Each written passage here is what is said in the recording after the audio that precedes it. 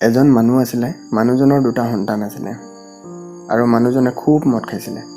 তেওঁ ইমানেই মদ খাইছিলে যে তেওঁ গোটেই জীৱনটো মদ খাই ধ্বংস কৰি দিছিলে। এইবোৰ সৰুৰ পৰা দেখি দেখি তাৰ সন্তান দুটি ডাঙৰ হৈছিলে। যেতিয়া সিহঁতে ডাঙৰ হোৱাৰ পিছত এজনে ভাল অফিচাৰ হ'ল আৰু আনজনে চোৰ হ'ল। যেতিয়া চোৰজনক পুলিচে ধৰি সুধিলে যে সি চোৰ কেনেকৈ হ'ল বুলি, তেতিয়া সি ক'লে যে মোৰ দেউতাই খুব মদ খাই, মই সেইকাৰণে চোৰ হ'লোঁ। আনহাতে দ্বিতীয়জন সন্তান যেতিয়া অফিচলৈ গ'ল, তেওঁ সুধিলে তেওঁ অফিচাৰ কেনেকৈ হ'ল বুলি, তেতিয়া সি ক'লে যে মোৰ দেউতাই খুব মদ খাই, মই সেইকাৰণে অফিচাৰ হ'লোঁ বুলি। চব বন্ধুসকল, দুইটা ল'ৰাই একেটা পৰিৱেশতে থাকি ডাঙৰ দীঘল হৈছে, কিন্তু এজনে চোৰ হ'ল আৰু আনজনে অফিচাৰ হ'ল। এইটো এইকাৰণেই হ'ল যে সেই পৰিৱেশৰ বা সেই ছিটুৱেশ্যনটোৰ এজনে পজিটিভ দিশটো দেখিলে আৰু আনজনে সেই ছিটুৱেশ্যনৰ নিগেটিভ দিশটো দেখিলে বা তেওঁ নিগেটিভ দিশটো আঁকোৱালি ল'লে। চব বন্ধুসকল, আজিৰ এই ভিডিঅ'টোৰ জৰিয়তে মই আপোনালোকক 3টা কথা ক'বলৈ আহিছোঁ, যিকেইটাই আপোনালোকক নিগেটিভ ছিটুৱেশ্যনতো আপোনাক পজিটিভ হৈ থাকিবলৈ শিকাব। চব ভিডিঅ'টো শেষলৈকে চাবলৈ নাপাহৰিব আৰু ভিডিঅ'টো কেনেকুৱা হৈছে মোক কমেণ্টত জনাব।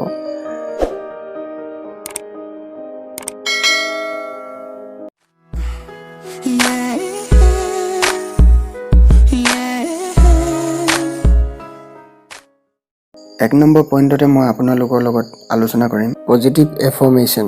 চব বন্ধুসকল, প্ৰায়বোৰ মানুহে বা প্ৰায়বোৰ ল'ৰা ছোৱালীয়ে মই কোৱা শুনো যে মই এই কামটো কৰিব নোৱাৰোঁ, পাৰিম জানো, বা মই এই পৰীক্ষাত পাছ কৰিব পাৰিম জানো, বা মই এই বিজনেছটো কৰিলে ভাল হ'ব জানো, মই কৰিব পাৰিম জানো।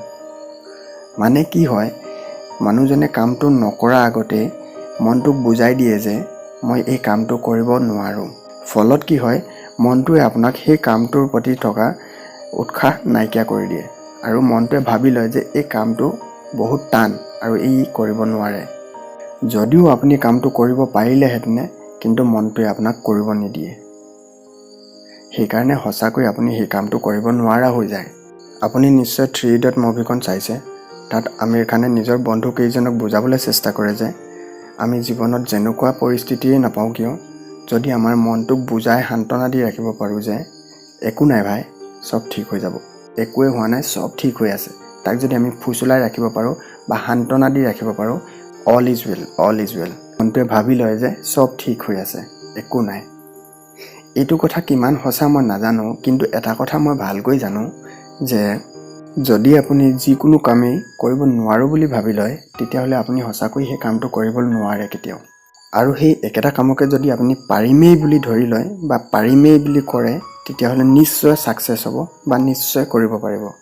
অৰ্থাৎ আপুনি যিয়েই নকৰক, কৰাৰ আগতে আপোনাৰ মনটোক ভৰসা দি ল'ব লাগিব যে মই কৰিব পাৰিমেই, কিয় নোৱাৰিম মই। সেইকাৰণে কোৱা হয় যে সদায় আমি পজিটিভ এফাৰ্ম কৰিব লাগে, কেতিয়াও নিগেটিভ এফাৰ্ম কৰিব নালাগে। এনে কৰিলে আপুনি নিশ্চয় ছাকচেছ হ'ব।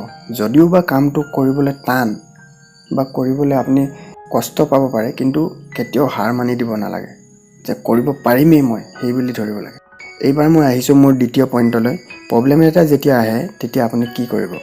1 নম্বৰ পইণ্টতে মই ক'লোৱে আপোনাক, কেতিয়াও নোৱাৰোঁ বুলি ভাবি ল'ব নালাগে। সদায় পাৰিমেই বুলি ভাবি যদি কামটো কৰে, তেতিয়া কৰিব পাৰিব, আগলৈ যাব পাৰিব। আপোনাৰ জীৱনলৈ যদি কেতিয়াবা প্ৰব্লেম আহে বা কিবা অসুবিধা হয়, তেতিয়া আপুনি সেই প্ৰব্লেমটোৰ পৰা আঁতৰি নাথাকি বা মনে মনে নাথাকি তাৰ সৈতে যুঁজিবলৈ চেষ্টা কৰিব লাগে।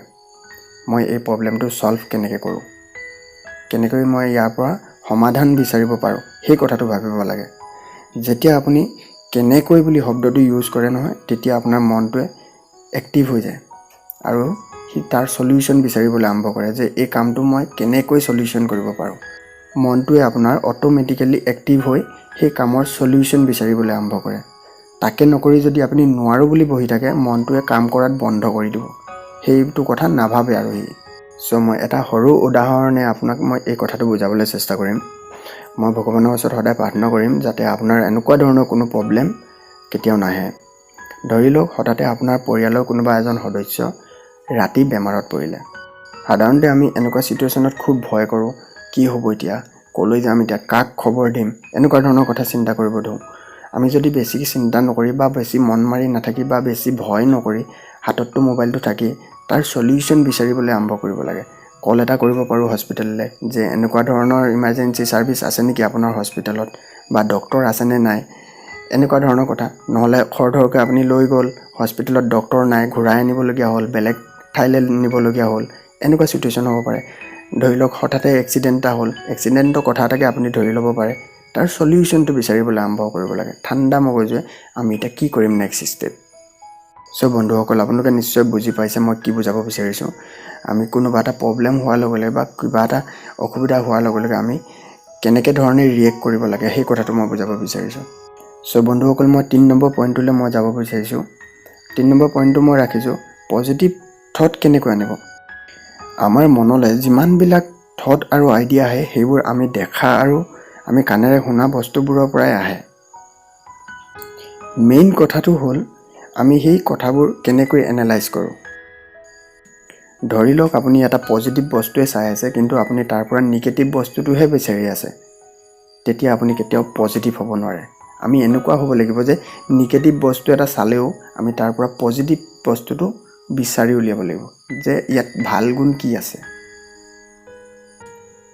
তেনেকুৱা কৰিলেহে আপুনি পজিটিভ হৈ থাকিব পাৰিব। মোৰ কথা মানক, আপুনি এনেকুৱা কিছুমান কিতাপ পঢ়ক বা এনেকুৱা কিছুমান ভিডিঅ' চাওক যাতে আপুনি পজিটিভ হৈ থাকিব পাৰে। যদিও কেতিয়াবা টাইম পাছৰ কাৰণে কিবা চাইছে, তাৰ পৰা আপুনি পজিটিভটোহে ল'ব। পজিটিভ যোনটো থিংকিং সেইটোহে আপুনি উলিয়াব লাগিব। এনে কৰিলে আপুনি যিকোনো প্ৰব্লেম ফেচ কৰিবলৈ সদায় সাজু হৈ থাকিব পাৰিব আৰু আপোনাৰ নিজৰ ওপৰত থকা আত্মবিশ্বাসটো বাঢ়িব। ভিডিঅ'টো চাই কেনেকুৱা লাগিলে জনাবলৈ নাপাহৰিব। মোৰ ভিডিঅ'টো শ্বেয়াৰ কৰিও দিব যাতে কোনোবাই চাই অকণমান উপকৃত হয়। চ' মোৰ চেনেলটো ছাবস্ক্ৰাইব কৰি ল'ব। চ' আজিলৈ ইমানেই, ধন্যবাদ।